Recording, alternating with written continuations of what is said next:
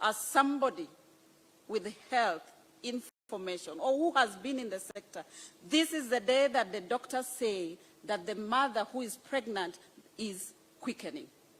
We have started now kicking as a ministry because we know that with the social health bill that you have now ascended into law, we are going to move forward, Your Excellency, because there are 3 funds that we have created in there. The primary health care fund to ensure that the primary level is publicly financed. The social health fund, Your Excellency, for many years, and many Kenyans have given us feedback that they were not able to know what is it that they are covered for. Despite paying 500 shillings, they did not know what their benefit is. We have worked with the team, Your Excellency. Now we are clear on what is the benefit as soon as you make your payment. What is it that you are entitled to? Your Excellency, we have removed exclusions. We have removed limitations that now Kenyans will be able to access services and we shall not be able to leave anyone behind. Your Excellency, we are working very hard at the ministry. As the person in charge of the orchestra, I must acknowledge that the team has been working well. There are some strings that need a light touch and they give you the melody that you want. There are some strings that need a heavy touch and still they'll give you the melody that you want. But what you see today, Your Excellency, is a culmination of the efforts of the people at the ministry.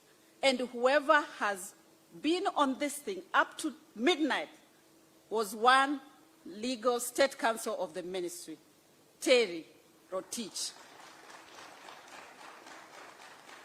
Your Excellency, she guarded these bills as though she was guarding a presidential vote, up to midnight.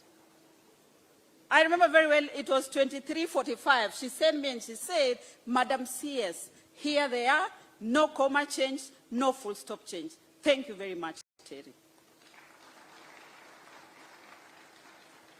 Your Excellency, we shall continue to produce the melody that you have asked us to produce to ensure that this country achieves universal health coverage.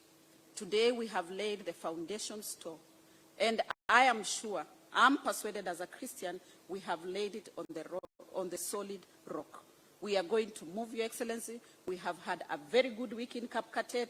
We have demonstrated to Kenyans that we are ready to go. And today I'm happy that now all our decisions are anchored on a law. We have already started working on the regulations. We are going to involve all stakeholders.